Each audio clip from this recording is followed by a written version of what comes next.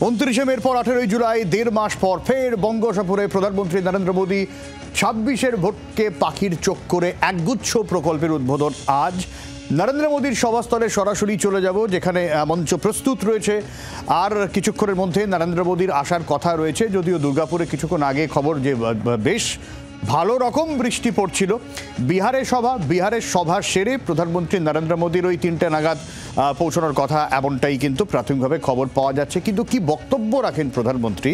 প্রথমে সরকারি প্রকল্পের উদ্বোধন, তারপর যে সভা, কি বক্তব্য রাখেন সেদিকেই নজর।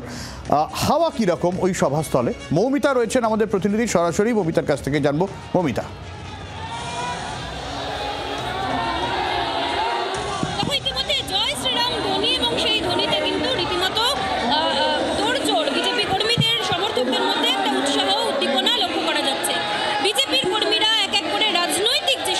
সেই সভায় আসতে উপস্থিত হয়েছেন, শুরু করেছে।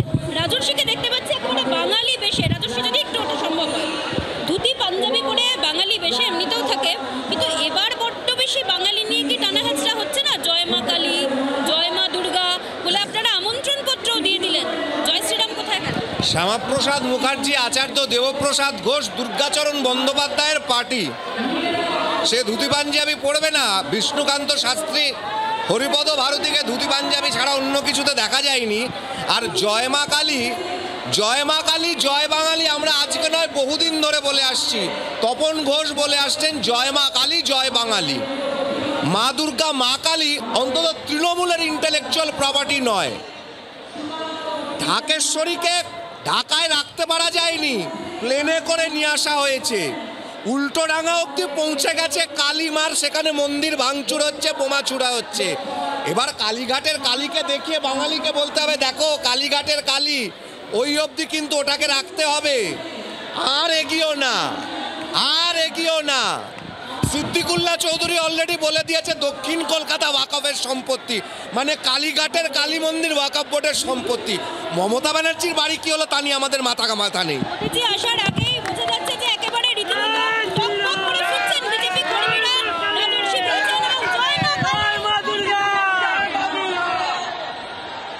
জয় মা কালী, জয় মা দুর্গা সেই স্লোগান দিচ্ছেন বিজেপি কর্মীরা। এবং এই মুহূর্তের ছবি, সেই ছবি দেখতে পাওয়া যাচ্ছে যেখানে বিজেপি কর্মী সমর্থকরা জয় মা কালী, জয় বাঙালি, জয় শ্যামাপ্রসাদ মুখার্জি, জয় নেতাজি, জয় শ্যামাপ্রসাদ মুখার্জি, জয় মা কালী, জয় বাঙালি। জয় মা কালী, জয় বাঙালি, জয় শ্যামাপ্রসাদ মুখার্জি তারা বলছেন, এবং রীতিমতো উজ্জীবিত হয়ে রয়েছেন প্রধানমন্ত্রী নরেন্দ্র মোদী। আর কিছুক্ষণ পরেই এই রাজনৈতিক সভা মঞ্চে তিনি এখানে আসতে শুরু করবেন। এবং তার আগে একটি সরকারি প্রকল্প, যেখানে 5,400 কোটি টাকার প্রকল্পের উদ্বোধন করবেন তিনি। তারপরেই রাজনৈতিক সভায় তিনি যোগ দেবেন। এবং তাকে কেন্দ্র করে একবার আমার সহকর্মীকে বলবো একবার স্টেজের ছবিটা দেখাতে, যেখানে লেখা রয়েছে পরিবর্তন সংকল্প সভা, লক্ষ্য বিজয়, সংকল্প পরিবর্তনের। এবং তাই নিয়েই যদি 2026-এর আগে দেখতে পাওয়া যায়, 26-এর আগে এটা নরেন্দ্র মোদীর দ্বিতীয় রাজনৈতিক সভা, রাজনৈতিক কর্মসূচি। সব্যসাচী, বোঝা যাচ্ছে মৌমিতা যে তুমি যেরকম সভামঞ্চে দেখালে পরিবর্তন সংকল্প সভা, অর্থাৎ পরিবর্তনটা দরকার, সেই সংকল্প এখান থেকে সেই বার্তা আসতে পারে। কিন্তু মৌমিতা, যেরকম হাওয়াটা তুমি শোনালে, যেরকম বক্তব্য তুমি শোনালে, এই বাঙালি বিদ্বেষী বিজেপি যে ন্যারেটিভ তৃণমূলের, তার বিরুদ্ধে একটা বক্তব্য, ওখান থেকে একটা হাওয়া উঠে আসছে। এবং এটাও তো একটা এক্সপেকটেশন থেকে যায় যে মমতা বন্দ্যোপাধ্যায় যে আক্রমণ করেছেন একের পর এক বিজেপি শাসিত রাজ্যে, ভিন রাজ্যে বাঙালি পরিযায়ীদের ওপরে অত্যাচারের যে অভিযোগ তৃণমূল কংগ্রেসের তরফ থেকে করা হচ্ছে, দিল্লিতে তৃণমূল কংগ্রেস সাংসদ তারা ধর্ণা দিচ্ছেন, প্রধানমন্ত্রীর তরফে কোনো বার্তা আসে কিনা সেটাও তো নিশ্চয়ই অপেক্ষা রয়েছে। অন্তত বিজেপি কর্মী সমর্থকদের বক্তব্যের সেরকমই তো একটা মানে মনোভাব তো সামনে আসছে।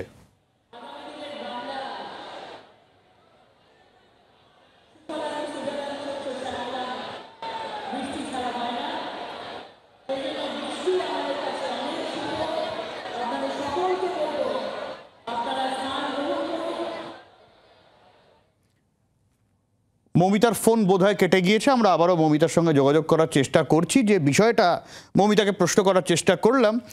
মৌমিতার সাথে আবারও যোগাযোগ করার আমরা চেষ্টা করব যে এই যে বিষয়টা, এই যে বিষয়টা যে বাঙালি বিরোধী বিজেপি, এই যে বিষয়টা তৃণমূল কংগ্রেসের তরফ থেকে সামনে আনা হচ্ছে এবং নরেন্দ্র মোদী থেকে অমিত শাহ বারবার এই দাগিয়ে দেওয়ার চেষ্টা করা হয়েছে তৃণমূলের তরফে যে তারা পলিটিক্যাল ট্যুরিজমে বাংলায় আসছেন, সেই জায়গায় দাঁড়িয়ে নরেন্দ্র মোদীর তরফে কোনো বার্তা কিনা সেদিকে অবশ্যই নজর থাকবে।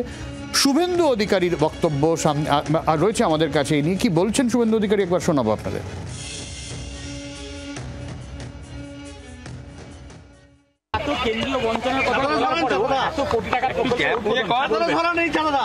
প্রধানমন্ত্রী যে সব বলবেন, ওনার কথা শুনুন, আমরা তো সব বলবো।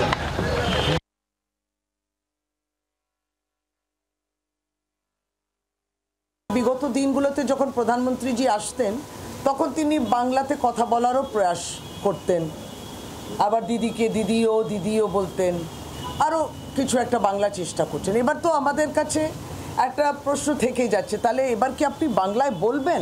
বিজেপি শাসিত রাজ্যগুলোতে যারা আমাদের পরিযায়ী শ্রমিকরা, যারা বাঙালি বাংলা ভাষা বলছেন, তাদেরকে হেনস্থা করা হচ্ছে এবং অকথ্য গালাগালি করে তাদেরকে বিরক্ত করে তাদেরকে অপদস্থ করা হচ্ছে। এটা আমরা দেখছি অত্যাচার পর্যায়ে গেছে। তাহলে প্রধানমন্ত্রীজি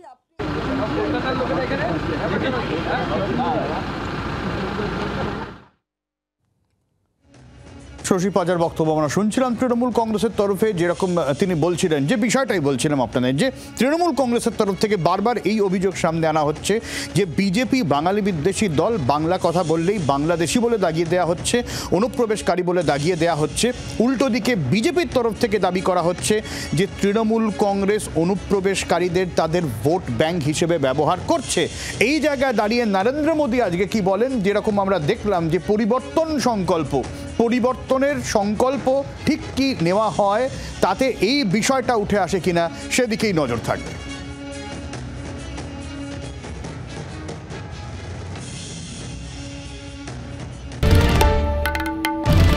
বাংলার আওয়াজ, বাঙালির আবেগ, জি 24 ঘন্টা।